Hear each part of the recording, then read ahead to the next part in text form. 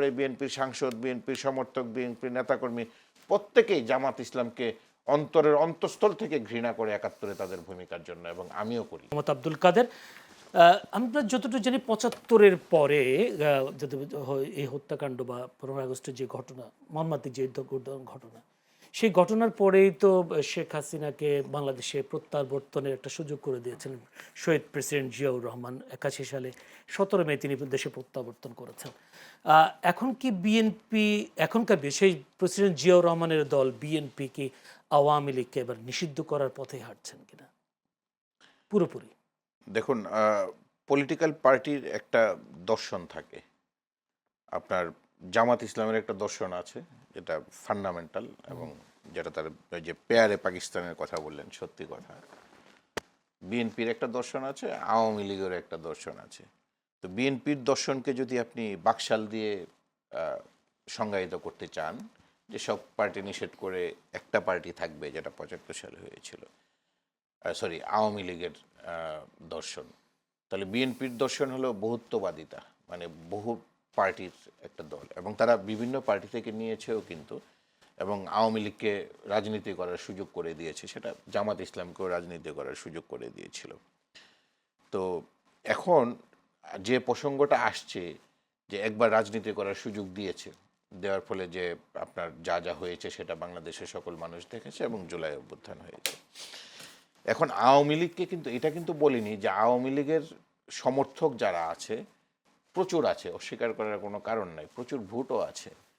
তো তাদেরকে রাজনীতি মানে মানে রাজনীতি করতে দিবে না, সেটা ইন্টারিম সরকারের সময় বলা হয়েছিল যে আইসিটি অ্যাক্টে বিচার না হওয়া পর্যন্ত কার্যক্রম সাময়িকভাবে নিষিদ্ধ থাকবে। বিএনপির কেউ কিন্তু বলছে না যে যারা সমর্থক আছে তাদেরকে ধরো, মারো, গুম করে ফেলো, এগুলো কিন্তু করছে না। সুতরাং সেক্ষেত্রে যদি অপরাধটা করে থাকে, মাহবুব ভাইয়ের কাছে কিন্তু এটা স্পষ্ট করে আমি শুনলাম না, বা আমার বোঝার ভুল হতে পারে, যে উনি খুব দ্রুত এবং ইয়েভাবে বলে, আমি ওইভাবে বলতে পারি না, যে আসলে শেখ হাসিনাকে স্পষ্টভাবে আমরা নিন্দা জানাচ্ছি কিনা, আওয়ামী লীগকে স্পষ্টভাবে নিন্দা জানাচ্ছি কিনা, এবং তারা অপরাধ করেছে কিনা। যদি আওয়ামী লীগ অপরাধ করে থাকে তাহলে অপরাধের শাস্তি হবে। রাজনীতিটা কিন্তু ভিন্ন বিষয়। রাজনীতি করতে যদি এমনও তো হতে পারে যে আদালতে ওঠার পরে আইসিটি অ্যাক্টের যে ধারা আছে সেগুলোতে পর্যাপ্ত প্রমাণ না পাওয়ার কারণে আওয়ামী লীগকে আপনার দোষী সাব্যস্ত করা গেল না, তখন তারা রাজনীতি করবে, এবং বিএনপির দর্শন এইটাই। আরেকটি কথা বলেছে যে জামাত ইসলামকে, মানে জামাত ইসলাম বিরোধী দল হিসাবে যেটা জাতীয় পার্টি আওয়ামী লীগের সাথে তুলনা করেছে, বা একটু আওয়ামী লীগের চেয়ে বেটার, আমি এটা মনে করি না। আমি মনে করি যে ভোটের রাজনীতিতে জামাত ইসলামকে ডিল করা বিএনপির জন্য অনেক কঠিন আওয়ামী লীগের চেয়ে। কারণ আওয়ামী লীগ যদি আপনার ভোটের রাজনীতিতে থাকে, তাকে ডিল করতে পারবে বিএনপি, কারণ দুইটাই পলিটিক্যাল পার্টি। আপনার জামাত ইসলাম কিন্তু পলিটিক্যাল পার্টি প্লাস সামাজিক সাংস্কৃতিক সংগঠন।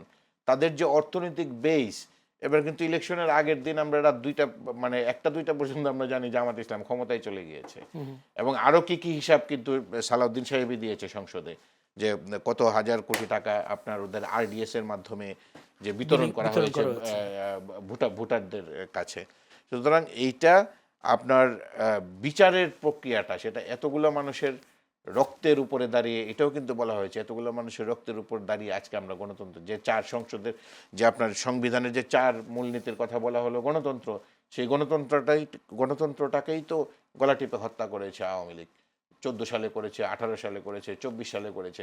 আমরা কিন্তু একটা সময় আপনার অনির্ধারিত আলোচনায় কিংবা আনুষ্ঠানিক অনানুষ্ঠানিক আলোচনায় খালি এটা জিজ্ঞাসা করতাম বন্ধু বান্ধবদেরকে, আচ্ছা আওয়ামী লীগের এই শাসনামল শেষ হবে কিভাবে? কারণ নতুন নতুন জিনিস আবিষ্কৃত হচ্ছে। ১৪ সালে একরকম জিনিস আবিষ্কৃত হলো, কুত্তা মার্কা নির্বাচন, বা এরকম বলে যে কুকুর ছাড়া কোনো ভোটার ছিল না। ১৮ সালে আবার নতুন ধরনের এক ধরনের আলোচনা হলো, আগের দিন রাতে আপনার ইলেকশন করে ফেললো। ২৪ সালে আবার নতুন একটা জিনিস আবিষ্কার করে ফেললো, তারপরে নিরাপদ সড়ক আন্দোলনকে দমন করে ফেললো, কোটা বিরোধী আন্দোলনকে দমন করে ফেললো। ইভেন যদি আপনার অগাস্টের ১-২ তারিখে স্বরাষ্ট্রমন্ত্রী, যোগাযোগ মন্ত্রী এবং তৎকালীন যে আপনার আইসিটি মন্ত্রী ছিল পলক, তাদেরকে যদি স্যাক করা হতো মন্ত্রিসভা থেকে, তাহলে হয়তো অন্যরকম হতো।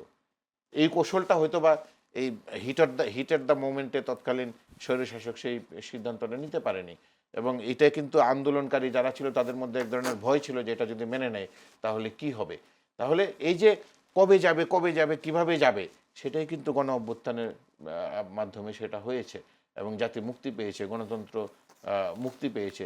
সুতরাং মুক্তিযুদ্ধকে আপনার বিএনপি মুক্তিযুদ্ধকে ওন করে না এই ধরনের কোনো আপনার প্রমাণ কিন্তু দেয়া যাবে না। বিএনপি মুক্তিযোদ্ধার দল, মুক্তিযোদ্ধাদের দল এবং রণাঙ্গনে মুক্তিযুদ্ধ করা দল এবং তারা আমি মনে করি বিএনপি যারা করে, বিএনপির সাংসদ, বিএনপির সমর্থক, বিএনপির নেতাকর্মী প্রত্যেকেই জামাত ইসলামকে অন্তরের অন্তঃস্থল থেকে ঘৃণা করে ৭১-এ তাদের ভূমিকার জন্য, এবং আমিও করি। জি, অসংখ্য ধন্যবাদ দুজনকে। মাহবুবাজির আমি একটু 30 সেকেন্ড সময় যে এই ভাই বললেন যে সুযোগ দিয়েছে, ওই একটা কথা, রাজনীতি কেউ কাউকে সুযোগ দেয় না, এটা অধিকার।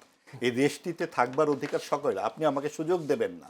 এবং যখন যারা ক্ষমতায় থাকে তখন তারা মনে করি কি আমরা সুযোগ দিচ্ছি, এই জায়গা থেকে আমাদের বেরিয়ে আসে। অসংখ্য ধন্যবাদ।